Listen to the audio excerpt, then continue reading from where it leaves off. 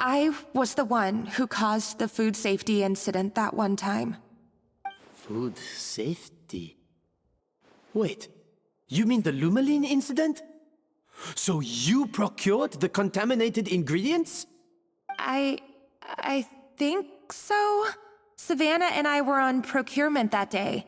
I didn't check everything as well as I should have, and so I let contaminated ingredients make it into the kitchen. But I swear I didn't do it on purpose.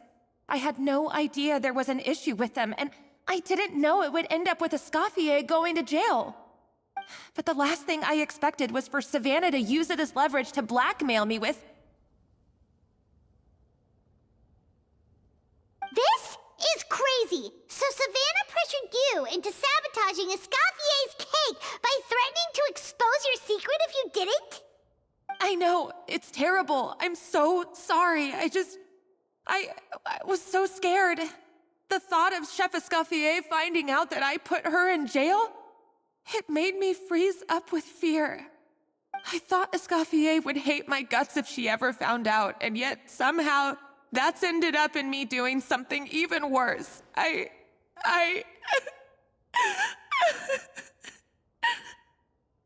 Seriously? All this fuss over a little slip-up? Huh? Firstly, it's not like I got a life sentence. I did my stint at the fortress, and now I'm out. And secondly, I had my own reasons for leaving the Hotel de Boer. This wasn't the only factor. So, you don't need to feel ashamed or frightened or anything like that. Any more than you need to add butter when you're pan-searing foie gras. You mean... you forgive me? Oh, well, I'm not saying you don't have to take responsibility for your mistakes. You should tell Vanagem to mark down your performance for the past few months. Then do some digging and find out exactly where those contaminated ingredients came from. Sure, you've made mistakes, but now's the time to fix them. Understood? Understood.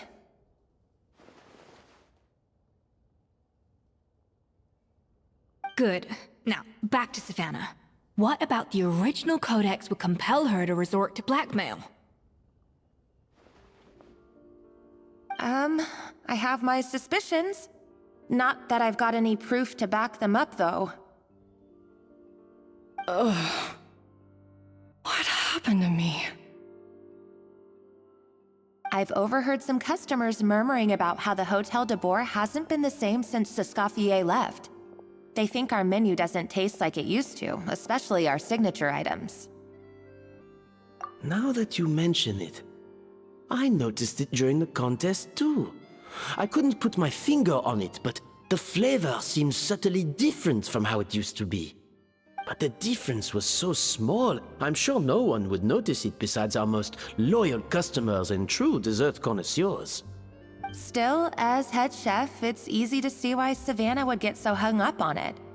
So many times I've seen her make the cake base over and over again, late into the night, determined to match Escoffier's version. But something's always slightly off every time. Yeah, I've noticed that too. Never really gave it much thought, though.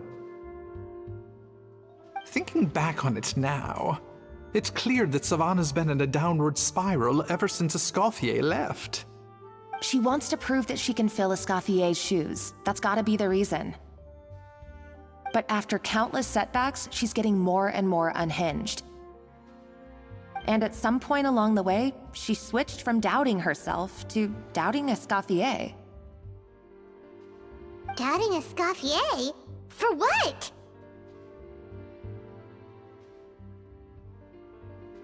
Yeah, it would explain why she was bent on getting the original at any cost. She must have thought Escoffier purposely omitted key details from her recipes when she copied them out.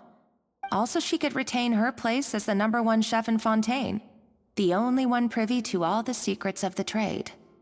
Oh, for goodness sake, what a stupid idea. Of course. Then she finally got the codex only to discover that the secret recipes she's been pining for don't exist at all. Seeing how utterly wrong she was must have been a real shock to the system. It probably brought up everything at once. it overwhelmed her, and she passed out. There's still one thing that doesn't make sense, though. If Savannah had the real recipe all along, how come it tasted different? She might not be on the same level as Escoffier, but surely after like 50 attempts, she'd get it right one of those times. You'd think so, but geniuses like Escoffier are in a league of their own.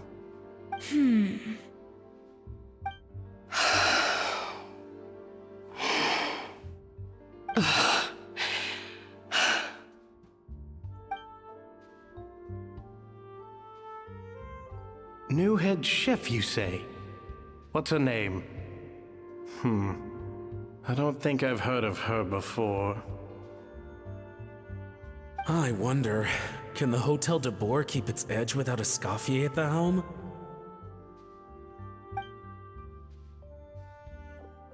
This tastes different from last time. Is it undercooked or something?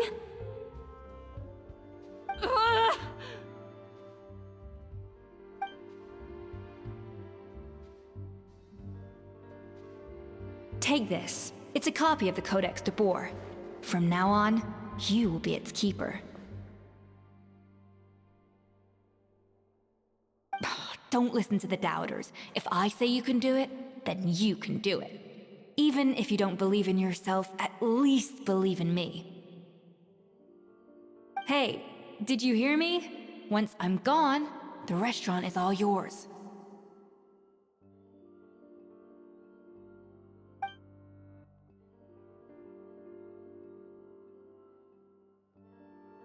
All this time, I've been blaming other people, but maybe I'm the problem.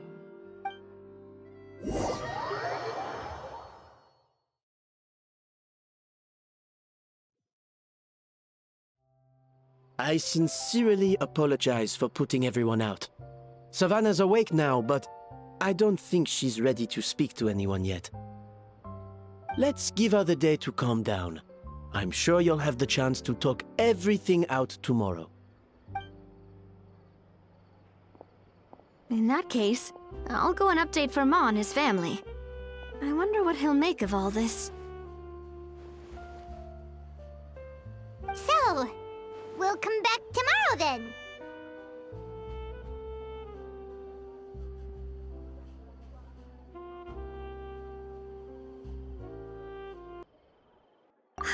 That was a long day. I think I've earned myself a sweet treat when I get back home.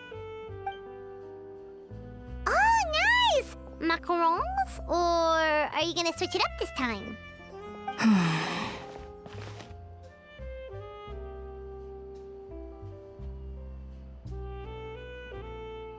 Traveler, how much do you know about the snow-winged goose?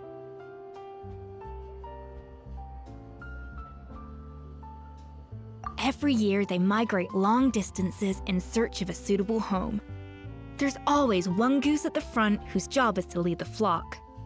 Fontaine poets often use the image of that goose to explore the ideas about leadership and genius. They usually imagine someone who's a cut above the rest, a model of perfection. But what those poets don't know is that during a migration, the lead goose is always changing. Once the lead goose shows signs of fatigue, it retreats to the back of the flock and allows another goose to take its place.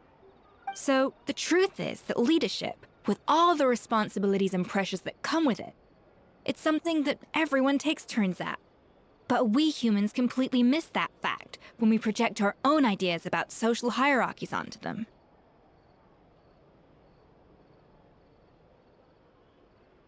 I guess what I'm saying is, I don't buy into this notion that there's some sort of gulf between normal and genius. Cooking is a science, not magic.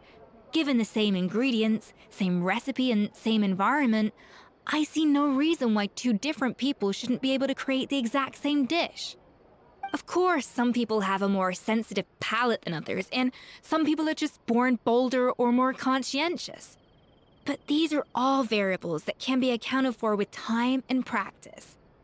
I'd have no reason to expect so much from others if I believed that perfection can only come from the hands of a genius. The only reason I hold people to high standards is because, well, I believe they're capable of greatness.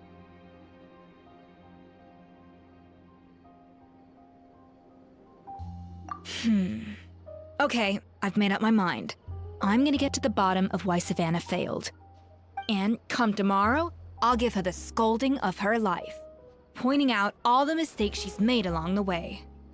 Then she'll finally see the error of her ways.